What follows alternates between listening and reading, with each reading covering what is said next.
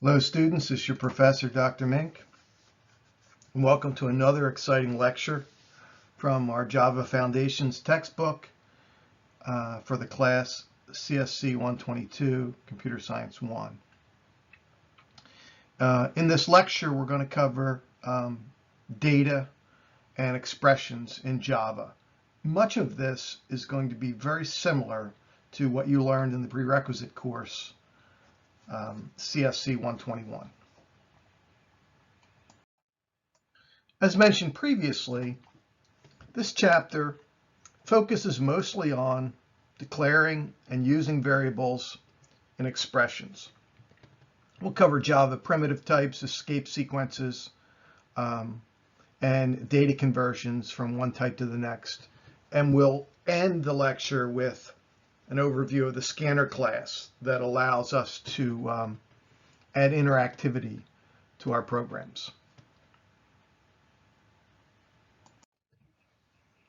In Java, the string class is used to create string objects. And we call a string literal a series of characters that are enclosed within the double quotes. And let's remember, just like in C++, double quotes around a single character does not make a character. It makes a single character string.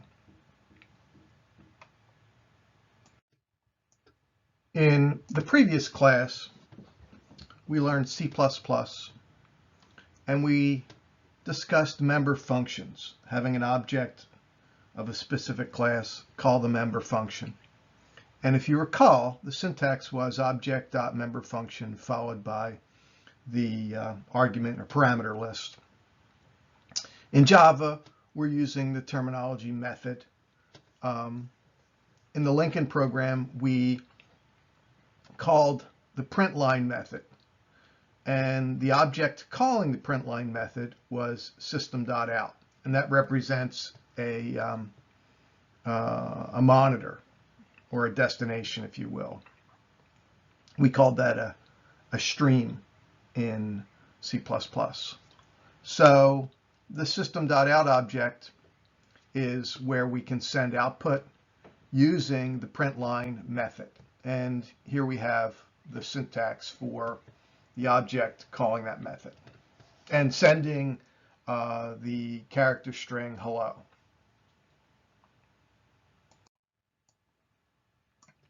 The print method is very similar to the println method. However, it does not include a carriage return or a line feed. So anything that is printed after a print statement appears on the same line as what was printed by the print statement. Slight difference, but pretty significant in generating output. On this slide, students, we see the system.out object calling the print and also the println method. I'd like you to take this code and put it into a project and run it. And you'll see the difference between print and println. Print does not add a carriage return or new line feed at the end of the output, the argument placed in the parentheses. The plus sign is the string concatenation operator, and it appends one string to another. It can also be used to append a number to a string. Okay. However, a string literal cannot be broken across two different lines in your program. Here we see several examples of string concatenation. The first example demonstrates that strings can be concatenated using the concatenation operator, which is the plus sign, into one long string. And a string can also be concatenated. I'm sorry, a string can also contain numeric digits within the string literal. However, that's the second example. The third example, dialing code for Antarctica plus 672, is not concatenating two strings. It is concatenating a numeric value, an integer, onto the end of a string. And the next example, year in which Leonardo da Vinci invented the parachute, shows two string literals being concatenated together, and then a numeric value, 1515, being concatenated at the end. And the last example shows you that the string concatenation, concatenating a numeric value to a string does not have to be at the end. So here we have string literal speed of ketchup plus numeric value 40 plus the string literal km per year, kilometers per year. In Java, the plus sign or plus operator serves double duty. It also, as you might have guessed, is used for addition of arithmetic addition, adding two numbers.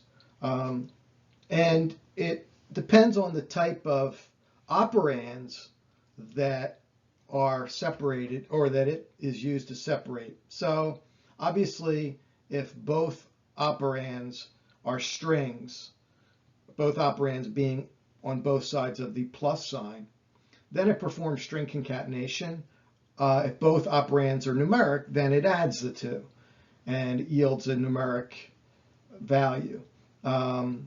And if one of the operands is a string and one is a number, it performs string concatenation. And it does evaluate the arithmetic addition from left to right. However, as you keenly know by now, we can force or alter the order of precedence by using parentheses. And if you've had me in a previous class, you know I love parentheses in any type of arithmetic coded function, operation I should say. Function is probably not the best term to use right here. Here's an example of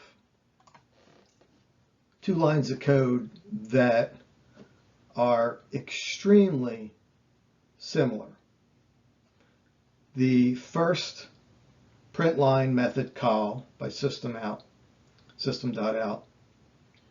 performs string concatenation. It concatenates the string literal 24 and 45 concatenated colon space, and it concatenates two numeric values on the end of that string. So the output is a string, if you will.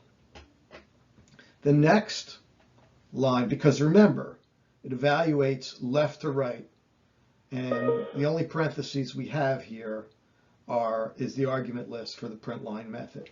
So in the next example, we have almost the same exact argument passed to the println method. However, we have a set of parentheses around 24 plus 45. And what did I say about parentheses? They trump all other in the order of precedence. So that 24 plus 25 is going to be evaluated as 24 plus 45 arithmetic addition. And that, let me do that real, 49. So when you run this code, and I suggest you do, you'll see output of 24 and 45 concatenated, and then you'll see 2, 4 right next to 4, 5 as one entire string. In the second example, you're going to see 24 and 45 added, and then you're going to see a space, and then you'll see the value 49. Escape sequences work the same in Java as they do in C++. So if we want to print the quote character, right, as opposed to using the quote to encapsulate a string, then we would need to precede each quote with the escape sequence, okay? And it is a backslash character.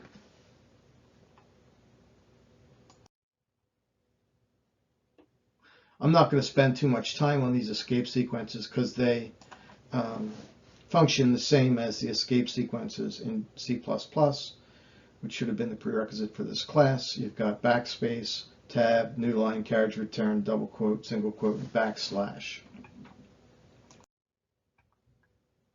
Here I have an example of a print line statement that utilizes the \n and \t, new line, and tab escape sequences to format a poem on multiple lines. And once again, I strongly suggest you try this on your own.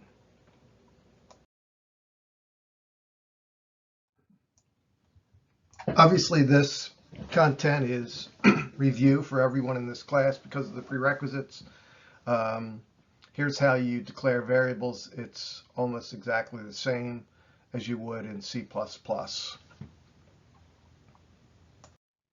You can, as in C++,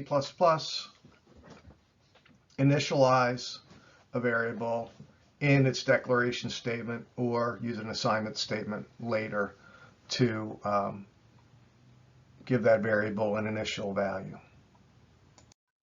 Quick example of declaring and initializing an integer variable named keys in the same statement, assigning it to the value 88, or I should say assigning the value 88 as its initial value, and then using the println method to concatenate the string a piano has plus the value in keys, and then another string sent to the output stream.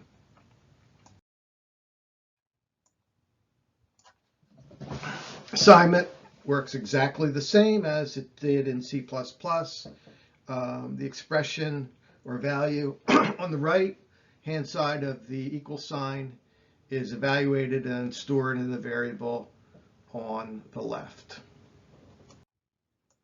In this example, we're declaring the integer size, setting it to the initial value, or assigning the initial value 7 to that variable, and then with two more assignment statements changing its value first to 10 and then to 12, and in each time using the println method to send some output to the screen. So since assignment, just like it does in C++, works right to left, the right-hand side can be a value, can be a single variable, or can be an expression that can get as complex as needed.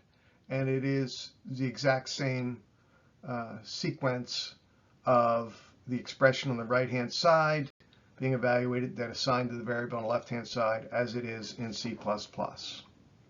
All of this should be review for you. To declare a constant variable, we use the final identifier. We used const in C++, and we use final, but everything else remains the same. It's a constant, not a variable. Obviously, if you're enrolled in this course, you know the reason we have constants. They give meaning to otherwise unclear literal values. They're useful in program maintenance. So for example, if you have a constant declared as the tax rate in a point of sale program, and the tax rate in that particular jurisdiction, state, county, whatever, changes, you change the constant once, and every time it's referenced in the program. And obviously, they establish a value that should not change. We have 8 primitive data types in Java. They're very similar to C++ and other programming languages. You have 4 integer types: byte, short, int, and long. And that all depends upon the amount of memory that will be utilized and the range of values to be represented. You also have float and double. Float is an IEEE 32-bit floating point, and a double is a 64-bit value. You have a char, and you also have a Boolean, just like in every other programming language we've ever encountered. As I mentioned in the previous slide, the amount of memory allocated to each of the primitive data types dictates the range of values that can be stored in those variables. And the first 4 are all integer data types. If you're in this class, you're a computer science major, and most likely you'll see me again in 240, CSC122 Comp Org, and we will talk about 2's complement data types. Those are 2's complement integer data types: 8 bits for a byte, 16 bits for a short, 32 for an int, and 64 for a long. And you can see the range, negative and positive range of values can be stored. A float is a 32-bit IEEE 754 value, and that was the first really useful floating point value that made small computers, personal computers, engineering and scientific tools. And then we have the double, which is a 64-bit, which requires a 64-bit architecture.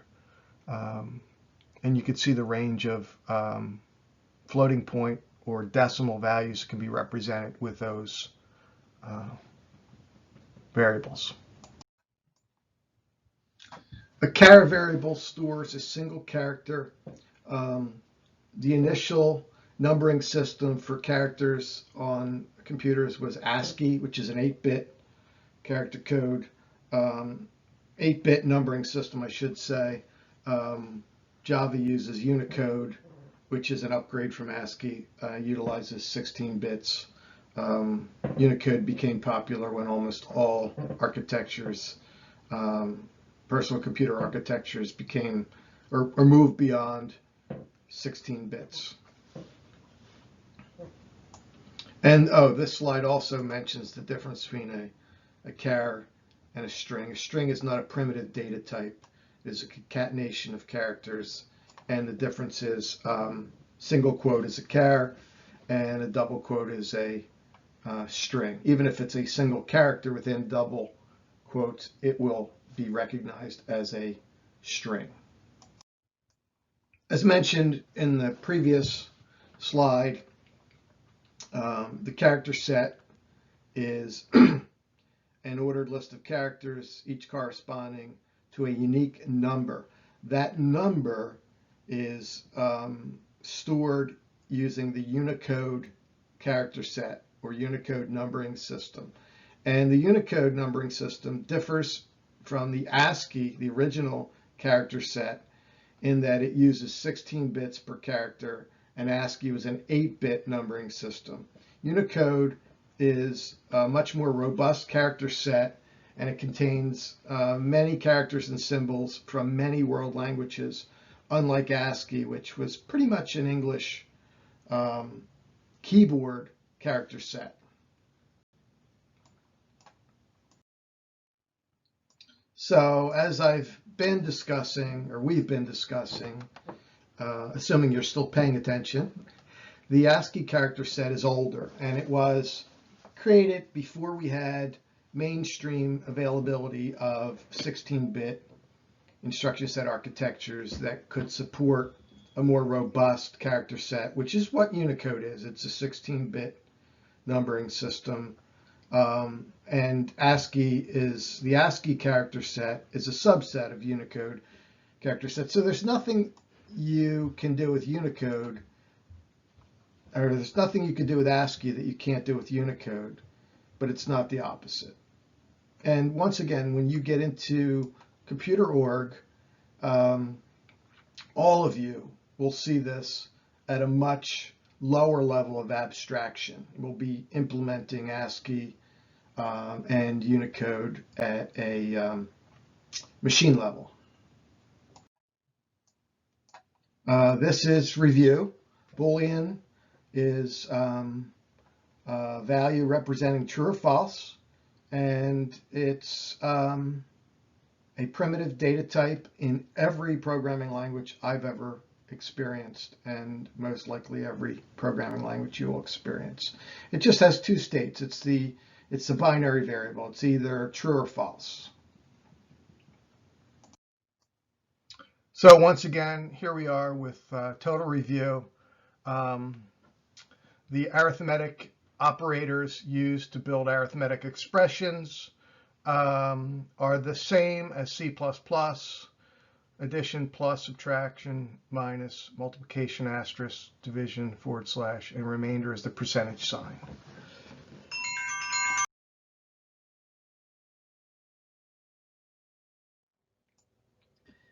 Integer division works the same way as it did in C++. An int divided by an int will yield an int. So it cannot handle the fractional components. So 14 divided by 3 equals 4. 8 divided by 12 will yield 0. An int divided by an int will yield an int. An int divided by a float or a double will yield a float or a double, and etc. So it's the same exact way, and the remainder operator returns a remainder after dividing the second operand into the first. Same as C++, which is the prerequisite for this course. Should be no surprises here. Those of you that have had me in the past know I'm not big on order of precedence rules, the whole PEMDAS thing, because the P in PEMDAS is parentheses and parentheses trump all other order of precedence. So I'm a big advocate of using parentheses to control the order of operations. Otherwise, you have to remember rules such as the PEMDAS, parentheses, exponentiation, multiplication, division, addition, subtraction. So let's use parentheses as we have in the past. So here's some expressions to contemplate. Obviously, A plus B plus C plus D plus E will run left to right. There are no competing operations. A plus B times C minus D minus E, you're going to have multiplication, then division, then addition and subtraction. So that may not give you what you had anticipated, or maybe it'll give you exactly what you anticipated. But the only way to really control that without a series of evaluations of the order of precedence is to use parentheses.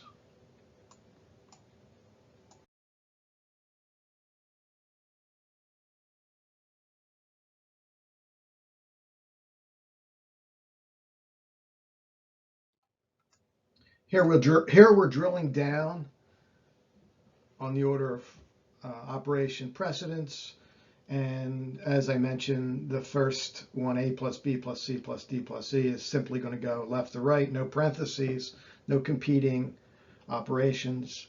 The second one, multiplication, division, then addition, and then subtraction. So it's going to go 3, 1, 4, 2 as far as what will be evaluated in what order. The third has a series of parentheses. So you're going to get that evaluated first. There's no multiplication, but you'll get a division second, then the mod or remainder third, and then finally the subtraction fourth.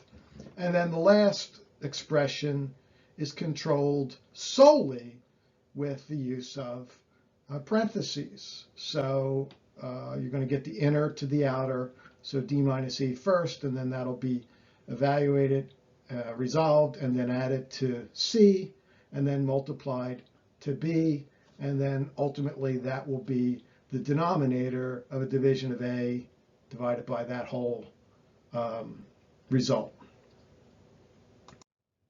We can also use an expression tree to depict the order in which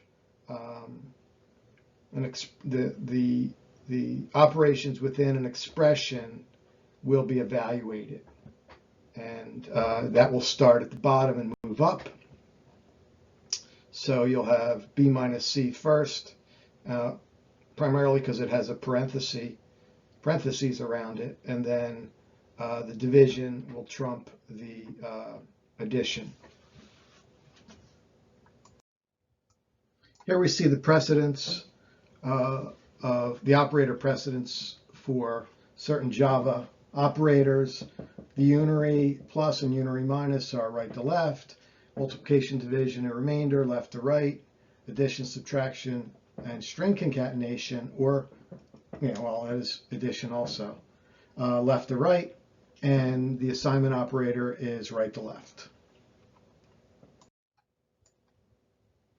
If you look at this small Java program, you'll see use of the keywords and the operations, the arithmetic operations we've discussed over the past, I don't know how many slides, quite a few. Final is the keyword used, or the identifier used for declaring a variable as a constant. So we're declaring an integer. We're using the all caps naming convention, and we're assigning it to 32. So base, once declared and initialized to 32, cannot change throughout this program. Another constant, a double, and the conversion factor is because we're going to convert the Fahrenheit. We're going to convert a Celsius temperature to Fahrenheit, and we have that 9/5. Now look closely. This should not be surprising to you. That 9/5 as designated or dictated in that formula is going to give you an integer division problem. So that we're forcing the double conversion factor, and we're specifying 9 as 9.0, which means it's a float, divided by 5.0, which is a float. So that will give you the appropriate decimal value stored in that double. The rest of it is rather straightforward, but this is all significant review from the prerequisite course for this course. So if this is bewildering you, you have some catch up to do, my friends.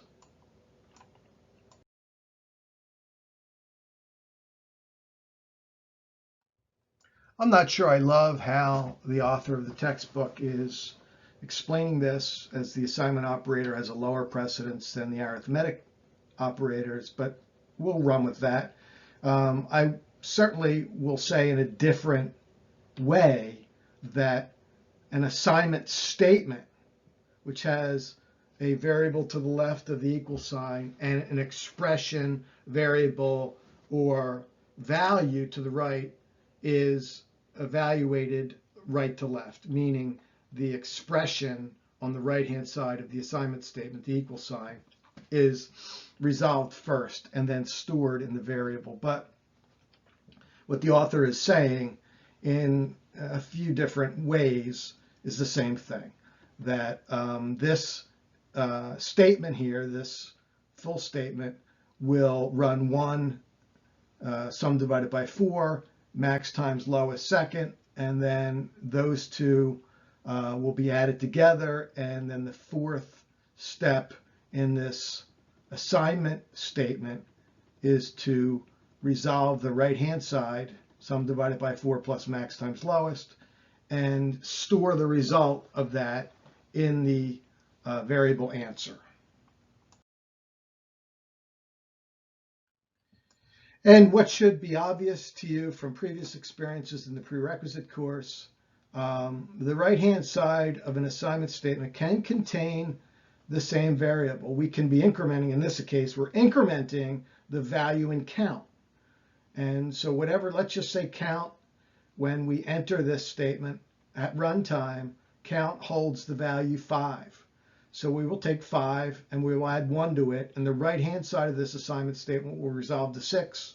And then that value will be assigned, that value, which is the result of the expression, will be assigned to count. So if count had 5 going into this, count will have 6 after this. The increment and decrement operators, which you learned in C++ during the prerequisite course, work exactly the same. Matter of fact, they were how C++ got its name as it evolved from C to C++. Yeah, they work exactly the same. And you got prefix and postfix. So count plus plus is the same as count equals count plus 1. Totally review from the previous course. So, and the increment and decrement operators can be applied postfix form, meaning they follow the variable, and prefix form, and they have very different effects, the same effects as in C++. Postfix means the current value of, in this case, count, the variable, is used in an expression, and then after that statement is evaluated, count is incremented. In prefix form, it means that the value of count is incremented before it is used in the current expression, and remains incremented after the statement also. Combo plus equals works exactly the same as it did in C++ in the prerequisite course, and it is simply a shortcut. Here we have the full scope or spectrum of the shortcut assignment operators, plus equal, minus equal, asterisk equal, slash equal, and parentheses equal. And an example usage of each one in the shortcut format, and then the equivalency too in the third column. More review: the entire right-hand expression in an assignment operator, a shortcutted assignment operator, can be a complex expression, and that is evaluated first. Then the result is combined with the original variable and stored back in the original variable. So here we have an example using the shortcut assignment operator and its equivalency. The shortcut plus equal assignment operator follows the cues from the plus, which is addition and string concatenation. So if the operands are both strings, the assignment operator performs string concatenation. However, if they're all numeric, it adds them. Pretty straightforward. Sometimes we need to convert data from one type to another. For example, you might want to convert an int to a float in a particular situation. So these types of temporary data conversions don't change the type of a variable or the value that's stored in it. They only convert the value as part of an expression or a computation. Let's take a closer look. Two terms you should be familiar with are widening conversions and narrowing conversions. Widening conversions are safe because they tend to go from a smaller data type to a larger one, such as a short to an integer, okay? Which would be, I think, 8 bytes to 16. So narrowing conversions, however, can lose information. So if you were to go from a float to an int, you would lose some data during the conversion. So in Java, data conversions can occur 3 ways. an assignment conversion, promotion, or what's called casting. Casting should be very familiar to you. No big surprises on this slide. You have two tables showing you examples of widening conversion, okay, from an int to a long, which is another integer type, but a larger range, from an int to a float, or a double, obviously, long to a float or a double, float to a double, etc. Float is a 32-bit value, a double is a 64-bit, so you're not going to lose any data, any value in that conversion. Narrowing conversions, you will lose value, typically range and or precision. Only widening conversions can happen via assignment.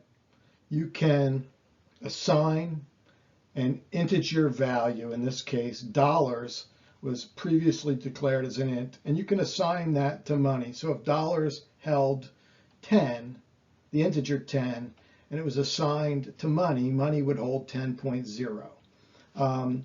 You'll get an error if you try to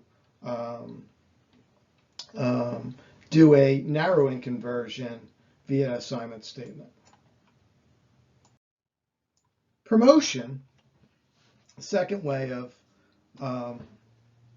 converting data, happens automatically when operators in an expression convert their operands. So in this example, let's just say that sum is a float and count is an int.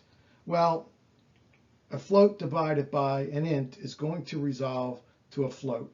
So in essence, behind the scenes, what actually happens is count gets widened to a float. So it actually becomes a float divided by a float. And then that floating point result will finally, to end the statement, be assigned to the variable result.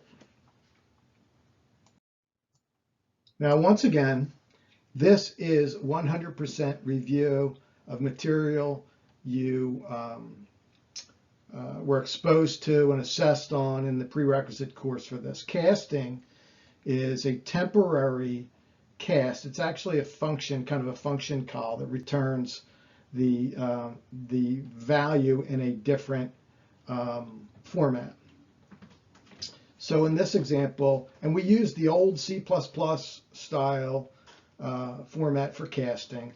So in this case, if total was an int, okay, and count was an int divided by an int would yield an int, even though it's going to have a fractional or decimal component.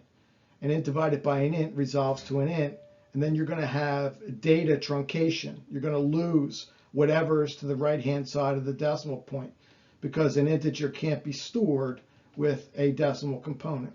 So what you need to do, just like we needed to do to handle integer division truncation in C++, you just place float in parentheses next to one of the variables, and then you've got a float divided by, and count will be converted to a float, and result will then get a floating point result. No pun intended. The scanner class provides objects that allow us to read input values of various types. It's very similar to CN. And so a scanner object is set up to read input from the user, typically from values typed on the keyboard. And the keyboard input is represented by the object name system.in. Here we have an example of how we read input from the keyboard. The line scanner space scan equals new scanner, then in parentheses system.in, which is the keyboard, creates a new scanner object named scan. And once created, that scanner object can be used to call member I'm sorry, input methods. Methods are available to the objects of that class. I'm getting my language terminology confused. So scan.nextLine, the object scan, will call the nextLine method, which will scan an entire line into from the keyboard and store it in the variable answer.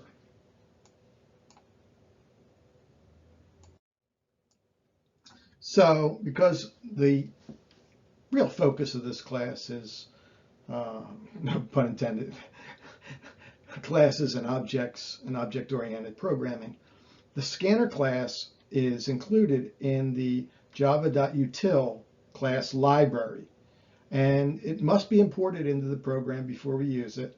The nextLine method, right, reads all of the input until the end of the line is found. It's like a member function call from C++. But we're going to discuss in great detail, exhausting detail, the object creation and class libraries are going to be covered extensively. Here we have a listing of some of the methods available to objects created in the scanner class. And we're going to go over many of these in great detail later in the class. Just bring your attention to those in the upper middle of the slide. You got byte, next byte. That method returns a byte. Okay, it doesn't have any arguments, and its return type is byte, and it will extract a single byte from the input stream. Next double will extract the next double in the input stream. Next float will extract the next float, return a float if you will, next int, next long, next short. Here's a small program that demonstrates one of the methods in the scanner class, which is nextLine. If you take a close look at this, we declare a string named message, a new scanner object named scan, connected to the keyboard. So we use the println method with system.out to enter a prompt on the monitor, prompting the user to enter a line of text. The user will enter that line of text, and then scan.nextLine will extract the entire line of text up until the carriage return or end of line, and we'll store it in the string called message. And then once again, system.out.println will concatenate the string you entered, and then it will concatenate that with the string message and the last parentheses. I'm sorry, quote, double quote, sorry. Here we talk about white space, which is tabs, new lines, space, characters used to separate elements of the input. And elements are also referred to in Java specifically as tokens. So the next method of the scanner class reads the next input token and returns it as a string, meaning it will skip white space.